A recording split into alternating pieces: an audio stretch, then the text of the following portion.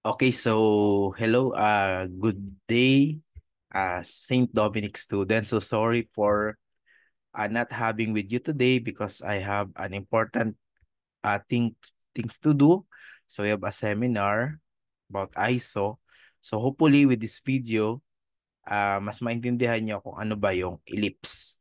Okay, so this video is all about ellipse. So we have to recall some concepts about it and how to sketch the graph and determine the standard equation. So we talk about ellipse. So balikan lang natin that in an ellipse, mayroon tayong dalawang possibility. We have a vertical, first the horizontal major axis and a vertical major axis. Recall natin, if the center is at the origin, tapos vertical yung major axis, the equation is x squared over a squared plus y squared over b squared equals 1. Doon naman sa vertical, ang equation natin ay x squared divided by b squared plus y squared divided by a squared equals 1. So yan ay kung ang center is at the origin. Ano? So the center is located at the origin or at 0, 0. Kapag wala naman sa origin, the equation is x minus h squared divided by a squared plus y minus k squared divided by b squared equals 1. Sa vertical naman, so ganun din lang, x minus h squared, so over b squared naman, plus y minus k squared over a squared equals 1. So yan ay kung ang center is at hk. Okay, tatandaan lang ulit natin that 2a is the length of the major axis. Okay. Then 2b is the length of the minor axis. Okay. Then 2c is the focal length. Okay. So ano pag sinabing length ng major axis? So this means that it is the distance between the two vertices. Kapag naman length ng minor axis, that's the distance between the two co-vertices. And yung focal length is the distance between the two foci of an ellipse. Tatandaan din lang natin that to get the value of c, we use the formula c squared equals a squared minus b squared. Or if you want c only, you just get the positive square root. So square root of a squared minus b squared. And take note that a is always greater than b. Okay? So na-discuss na natin yung center located at the origin. And also we introduced the center located at not at the origin. But let's have a short recall about that. Yung center at the point, not at the origin. Okay? So this is my notes. So ito yung notes ko. Okay, so let's try this one. Let's say we have the equation. Ang equation natin ay x minus 2 squared divided by 25 plus y plus 1 squared divided by 9 equals 1. So baka ito yung nasa notes nyo na. I-recall lang natin. Okay? So anong unang titingnan? Yung denominator. Ang larger value is always the value of a squared. So the larger value here is 25 and denominator siya ni x. So what does this mean? So ibig sabihin, the orientation of the ellipse is horizontal. So horizontal yung kanyang major axis because yung 25 ay nasa x. So anong next step? We identify the values of ABC. First, we have a squared. So the larger value, yun yung 25. So anong square root ng 25? So 5. Then b squared is the smaller one which is 9. So anong square root ng 9? That is 3. So ano nga yung c squared natin? That is a squared minus b squared. Subtract nyo lang. So what is your a squared? That is 25. B squared, 9. And the result is 16. So what's the square root of 16? 4. Okay na yan. Then ngayon, kunin natin ang coordinate ng or coordinates ng center. So ano bang coordinates ng center natin?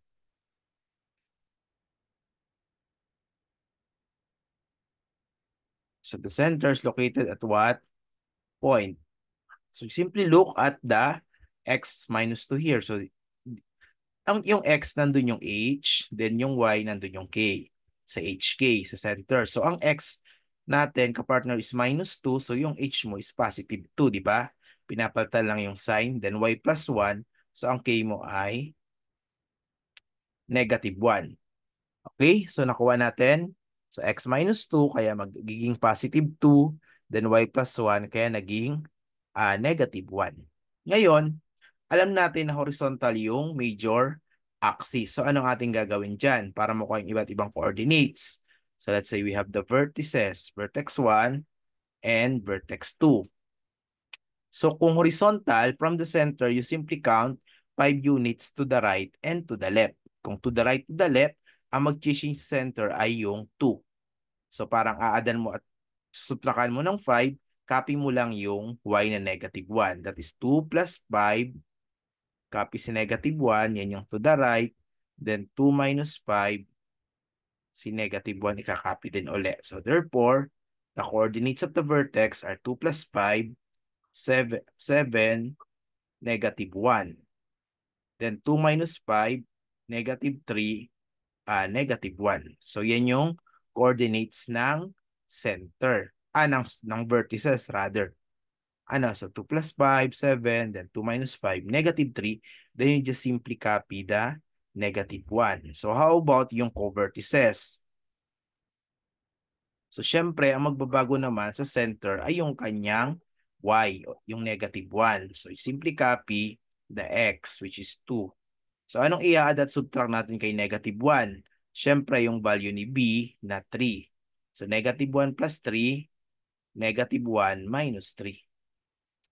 And the result would be 2, negative 1 plus 3, positive 2, then 2, negative 1 minus 3, that is negative 4.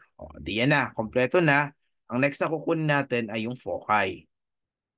So F1, F2. So kung anong ginawa natin doon sa vertices, ganun din lang, but ang i-add at subtract lang natin yung value ng C na 4. Kaya magiging 2 plus 4, negative 1, then 2 minus 4, negative 1.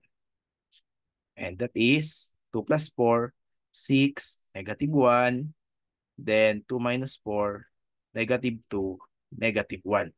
So ngayon, nakompleto na natin yung mga coordinates, pwede na nating i-draw yung ating graph.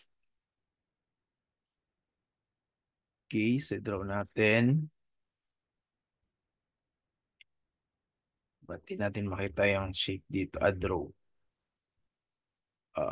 Shape. So this one, Cartesian plane. So siguro dito na lang.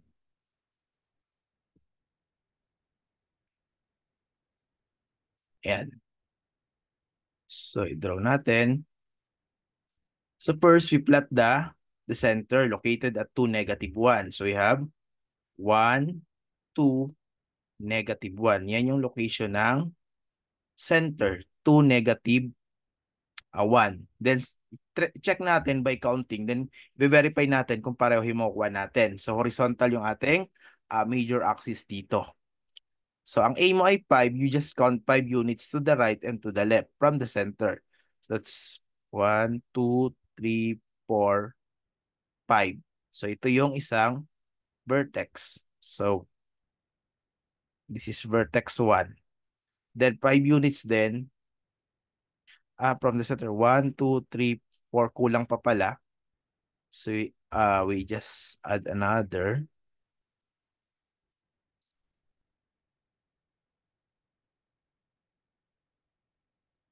So, magdagdag lang tayo dito. Ibang kulay naman. So, 1, 2, 3, 4, 5. So, nandyan. So, ito yung ating vertex 1. Sa baba. Sa baba yung katapat. So, vertex 1. So, 5 units din to the left. So, 1, 2, 3, 4, 5. Baba mo lang, itapat mo sa center. Yan yung ating vertex 2. Then, ang ating co-vertex, ang binatin ay 3. Count lang tayo ng 3 units up. 1, 2, 3. So, yan yung ating B1. Then, pababa from this one, 1, 2, 3. Ayan. Then, ang focus natin, so C is 4. Count lang tayo ng 4 units to the right and to the left. 1, 2, 3, 4. Yan yung F1. Then, 1, 2, 3, 4. This is your F2. Then, i-connect lang natin yung vertices and co-vertices.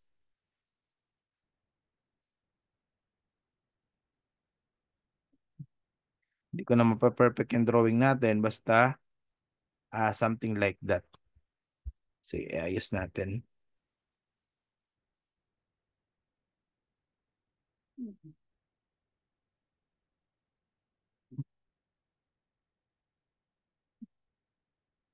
Okay. Hirap magsulat, sorry. Something like that. So, yan yun. So, i-check natin. Ano bang coordinates ng... Ay, so we have mistake. Ito. Nandito yung points, ha. So, yun. Katapat. Ano? Dito dapat yung points. Yan. So, anong coordinates ng vertices? So, count. 1, 2, 3, 4, 5, 6, 7. Negative 1. So, check. How about this one? 1, 2, 3. So, negative 3, negative 1. Check. How about B? 1, 2. So, 2. Ano to? 2, positive 2. Correct. Then ito, 1, 2, 3, 4. This one. So, 2, negative 4. Correct. Then 6, negative 1. 1, 2, 3, 4, 5, 6. Negative 1. Atoy. So, we are correct also. As well for this one. Negative 2, negative 1. So, we arrive at the same result by simply counting the points when we plot the different parts of the ellipse. So hopefully, with this, naintindihan natin kung paano isolve yung, or rather, paano i-drawing yung graph ng ellipse given the vertices, the co-vertices, and the foci. Now, we proceed to finding the equation of an ellipse. So, equation of an ellipse given some condition. So, we start first with the center at the origin. So, doon tayo sa center located at the origin. So, let's have an example. So, this one, wait lang. Hanap tayo ng problem natin.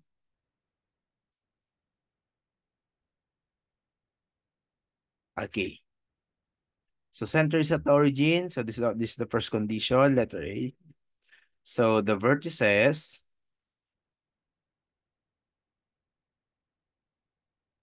are at plus minus 4, 0 and the length of the minor axis is 4 square root of 3. Okay, so yan yung ating condition. So paano natin makukuha ang equation? First of all, you look at the vertices. Plus 4, 0 at minus 4, 0. So anong magkaiba? Yung x-coordinate or yung y-coordinates? So makikita nyo magkaiba dahil ito binubuo ng dalawang coordinates. This is 4, 0 at negative 4, 0. So magkaiba ang x-coordinate. So ibig sabihin, horizontal yung ating major axis. Ha? Kapag vertices ang given Dalawa yon, magkaiba yung x, so horizontal. Pero pag nag-iba naman ang y, vertical. So kung horizontal yung major axis, aling ating equation? X squared divided by a squared plus y squared over b squared equals 1. O ngayon, anong a natin? Diba ang a is distance from the center to the vertex? Ay ang center natin ay origin. Ang vertex ay 4, 0. O how far is 0, 0? Yung origin from 4, 0. Siyempre, yung 4 yon. So therefore, we have a equals 4 and that is a squared is 4 times 4, 16. So paano naman makukuha yung b? Sabi dito sa given, ang length ng minor axis ay 4 square root of 3. So alam naman natin kanina, sinabi ko na ang length ng minor axis ay 2b. Diba? 2b. So that is equal to 4 square root of 3. But we only need the value of b to get the b squared. So we divide both sides by 2. So we cancel. So b equals 4 divided by 2. That is 2 square root of 3. Now, if your b is 2 square root of 3, what is your b squared? So just simply squared 2 square root of 3. What is 2 square root of 3 squared? So 2 squared, 4. Just simply cancel the square root times 3. Diba 2 squared is 4, then times 3. Therefore, b squared equals positive 12. So may a squared ka na, may b squared ka na, makukuha mo na yung required equation. So ano yung ating equation? That is x squared divided by the value of a squared, 16 plus y squared, then the value of b squared, 12 equals, sorry, but 0 ang naisulat ko. Inaantok na ata ako. 1. So yan na yun. So x squared over 16 plus y squared over 12 equals 1. Hopefully, na-gets natin. But you can request the teacher in charge of you today na i-stop yung video kung gusto nyong i-copy. Although, isasend ko rin lang naman to sa inyo later. So let's have the second example. Nasundan ba, St. Dominic? Yung nasa likod, na-gets pa natin? How about yung nandito sa left side? Okay, so we continue to the second example. Let's say we have the foci have coordinates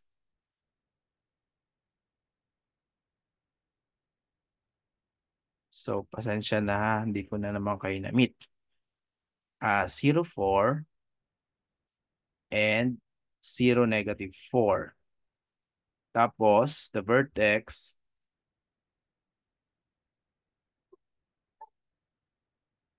is at 0, -5.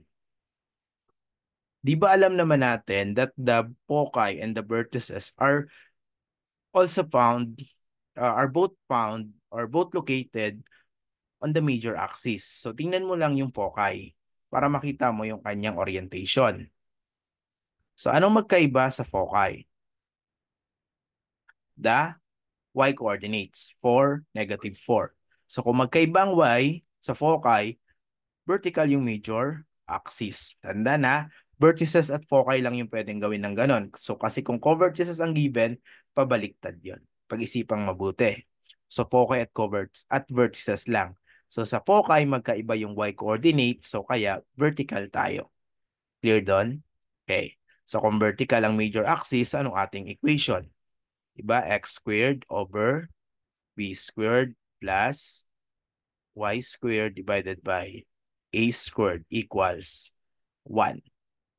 So, by the way, class, ang time ngayon is 9:11 in the evening ng Wednesday, September 4. So, ginawa ko talaga to para sa inyo, para hindi naman kayo malugi sa time na may matututunan pa kayo. So, x squared divided by b squared plus y squared divided by a squared equals 1. So, yan yung ating equation na susundin.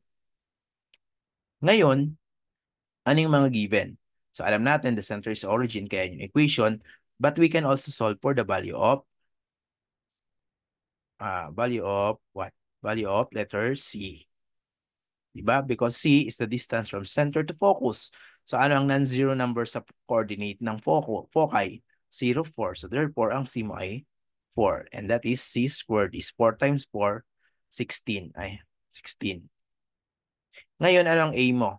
The distance from center to vertex ay may vertex ka na isa, 0, negative 5. So how far is 0, negative 5 from 0, 0? So 0, 1, 1, 2, 3, 4, 5. So 5 yon. Kaya ang A is 5. Basta kung ano yung hindi 0, kasi origin yung center natin. So ang A squared is 5 times 5. Ay, sorry.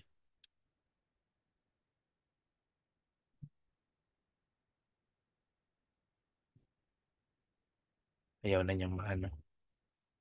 Naku, ayaw na niyang ma-delete. Kaya mo na. Kaproblema ata. Bigla. So, ang A natin ay 5. And that is A squared is equal to 5 times 5, 25. Ayaw niyang ma-delete, oh. Ayaw niya na talaga. Okay. So ngayon, ang kailangan natin ay A squared at B squared, hindi naman yung C squared. So anong gagawin natin? So di ba may pinakita ko kaninang equation na C squared is equal to A squared minus B squared. So solve natin yung B squared. So i-transpose mo yung B squared to the left, it becomes positive. So may iwan yung A squared. Transpose mo yung C squared to the right, it becomes negative. Just subtract lang. So anong A squared? That's 25. C squared, 16. So what's your B squared?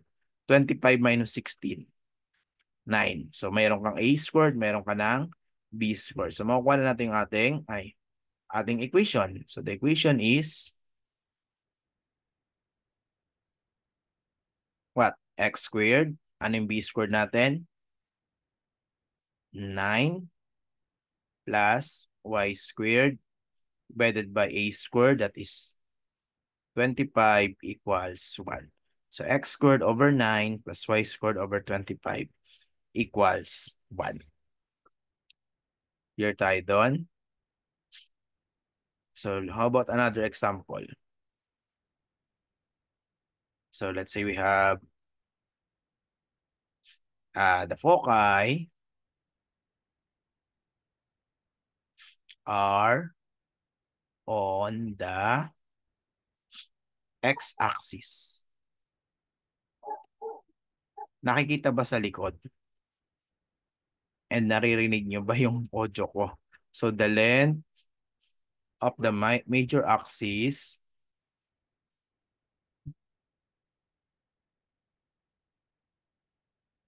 is 12. And the length of the minor axis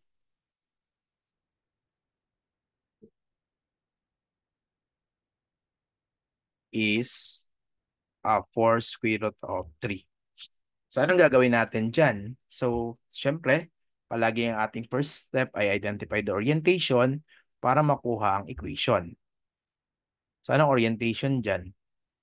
So, ito na yung clue dyan. Sinabi dyan that the foci are on the x-axis. Kung nasa x-axis, natural, horizontal. Diba? Horizontal yung major axis. So, kung horizontal, the equation is x squared over a squared plus y squared over b squared equals 1. Ano yung a natin? Paano makukuha? Ay sabi dito, the length of the major axis is 12. So ano ba yung length ng major axis? Diba 2a? So 2a equals 12. So solve for a, divide both sides by 2. So we cancel. A is 12 divided by 2, 36. Sorry. Talagang inantok nata ako. So, 12 divided by 2, that is 6. And a squared, 6 times 6, 36. Okay? So, how about this one? 4 square root of 3, length ng minor axis. So, di ba yan yung ating 2b? Parang yung kaninang example. So, 2b is 4 square root of 3, divide both sides by 2. So, cancel. B equals 4 divided by 2, 2 square root of 3. Then square natin. What is 2 squared? 4 times 3, that is 12.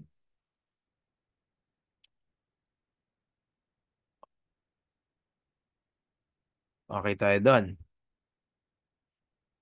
What's the next step? You simply substitute na lang. So therefore, the required equation is x squared. So anong a squared natin? 36 plus y squared. Ano yung b squared natin? 12 equals 1. So this is our answer. Sige. Let's have another one.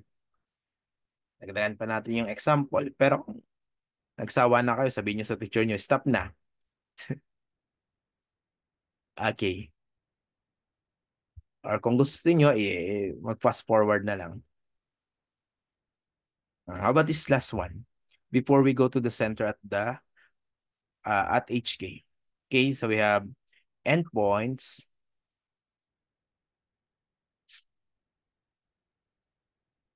of minor axis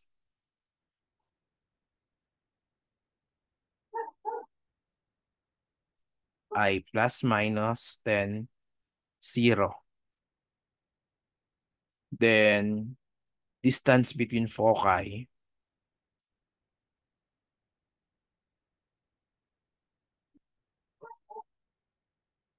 ay 6. So yan. So tingnan nyo yung ating given. Endpoints ng minor axis plus minus 10, 0. So ano yung ating orientation? O, iba na yung case na yan kasi co-vertices yung given, hindi vertices. Diba ang endpoints ng minor axis ay co-vertices. So plus minus 10, 0. So ano ang ating orientation? Anong nagbago dyan? Anong magkaiba? X-coordinate or Y-coordinate? So makikita nyo, X-coordinate kasi isang positive 10 at isang negative 10, yung Y nila parehong 0. So anong gagawin natin? So what would be the orientation? So kung plus o minus 10, magkaiba yung X, di ba? Pag ganun. So horizontal yung minor axis. So kung horizontal ang minor axis, natural, vertical ang major axis. So kung vertical, so x squared over b squared is y squared over a squared equals 1 is our equation. So ano yung endpoints sa minor axis? Plus minus 10, 0. So di ba sa minor axis or sa co-vertices, yun yung b. So anong b natin? The non-zero. So ano yung hindi zero dyan? 10. So therefore, b is 10. So ano yung b squared? 10 times 10, 100. Then, hindi pa natin agad-agad makuha yung a squared. Ang given dito is distance between foci is 6. Ano yung distance between foci? That is the focal length. So, yun yung ating 2c. So, 2c is 6. So, solving for c, we divide both sides by 2. So, c equals 6 divided by 2, 3. And what is c squared? 3 squared. 3 times 3, 9. So, kailangan natin sa a squared. So, gagamitin ulit natin yung formula na c squared equals a squared plus b squared. But we are looking for a squared. Ay, may mali tayo. It should be subtraction. Sorry. Minus dapat ito.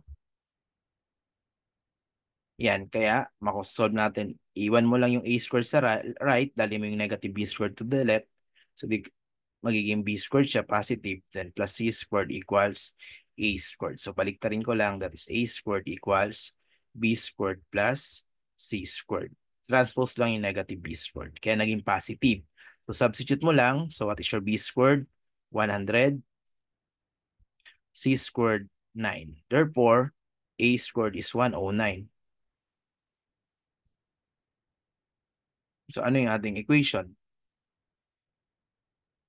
So, syempre, we have x squared. Ano yung b squared natin? Dito. So, the b squared natin ay 100. Plus y squared divided by a squared. 109 equals 1. So, nagets ba natin? Okay. Tingnan nyo mabuti. para hindi malito. Okay, kasi ang minor axis ay plus 10, 0, negative 10, 0. So, horizontal. So, natural, vertical yung major axis.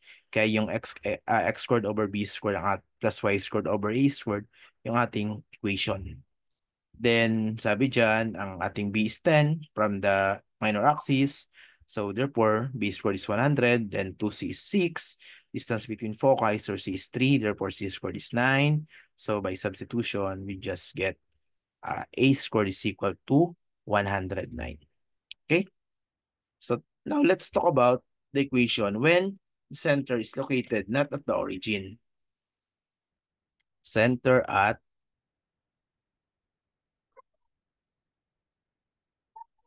HK. So, center at HK naman tayo. So, ano lang gagawin natin? Ganun din lang. So, look at this example. So, let's say we have the foci are at 4, then 2 plus minus square root of 5. Huwag may intimidate dito ha. So, madali lang yan. And vertices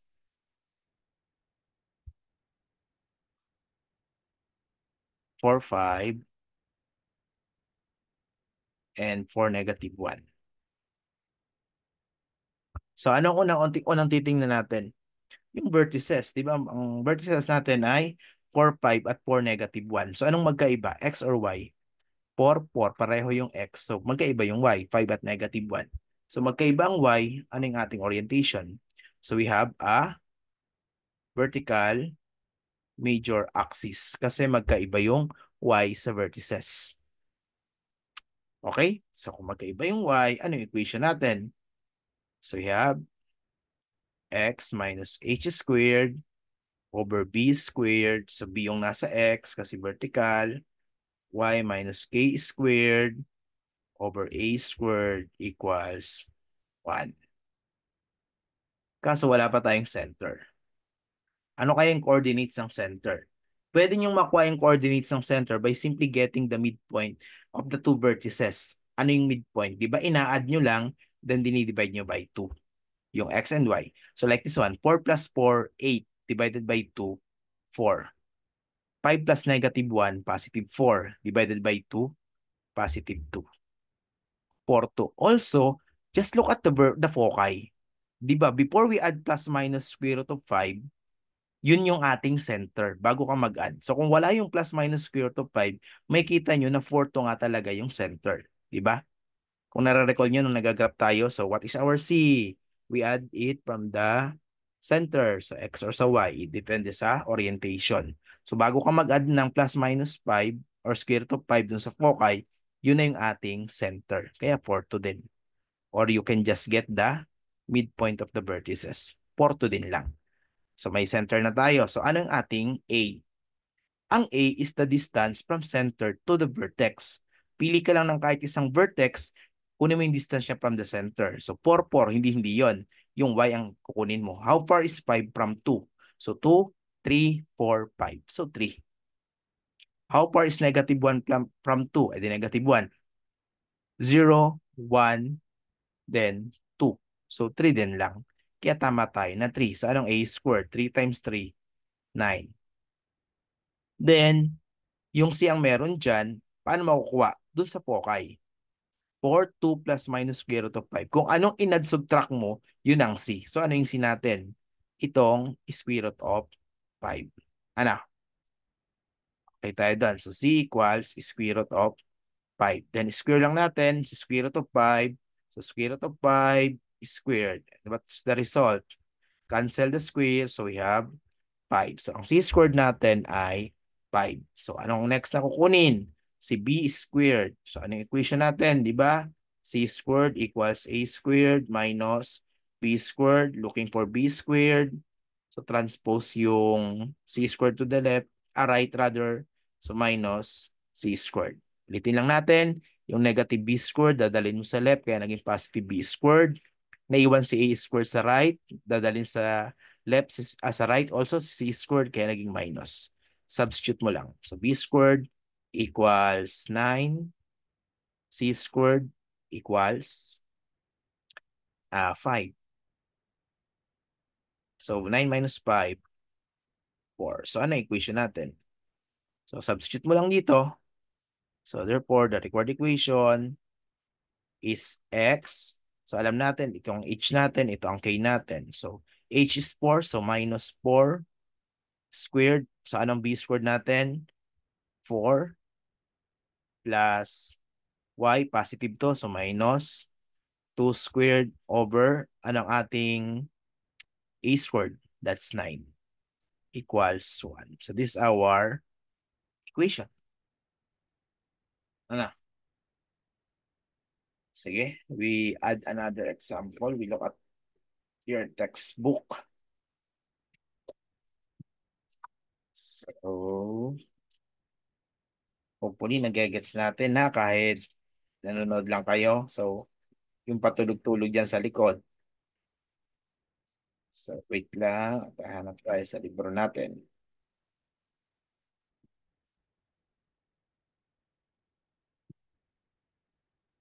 Ah, how about this one? We try.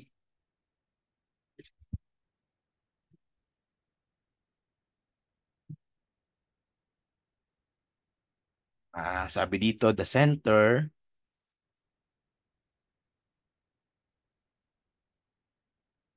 is at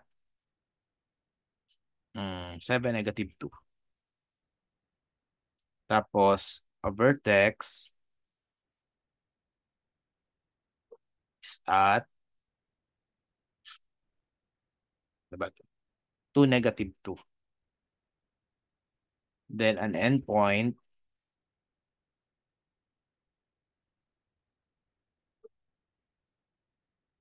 of a minor axis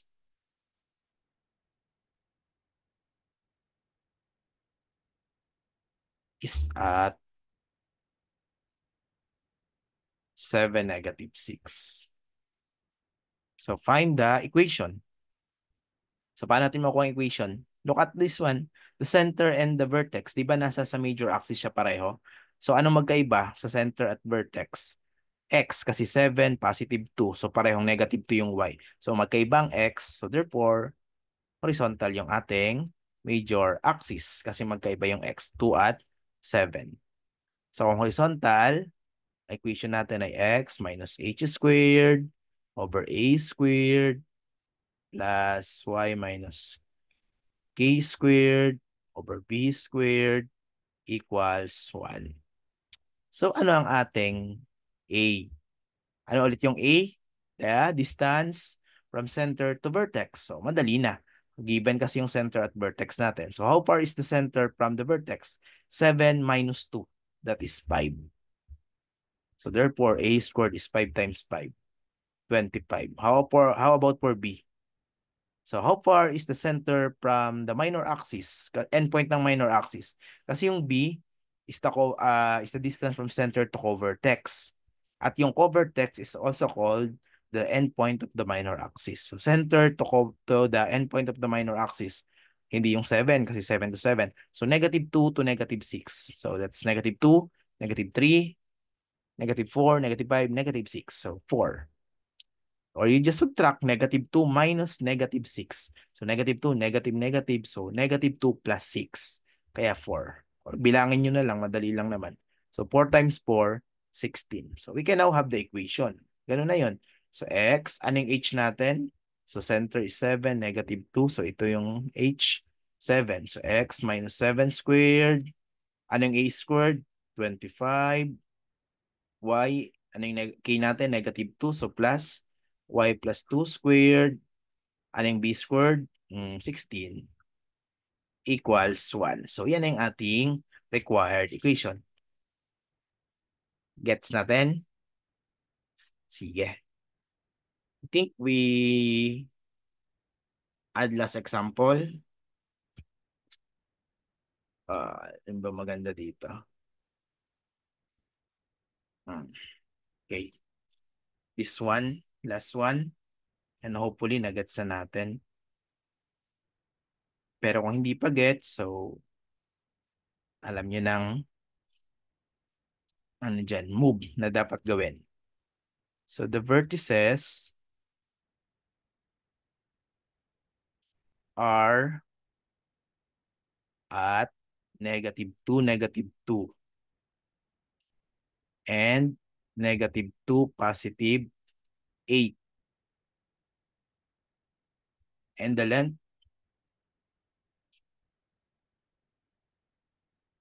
of the minor axis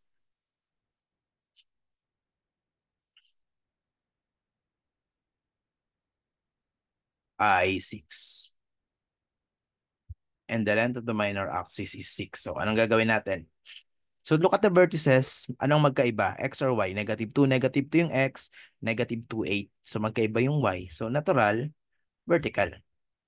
Ba? Magkaiba yung Y eh. So kung vertical, we have X minus H squared over B squared plus Y minus K squared over A squared equals 1.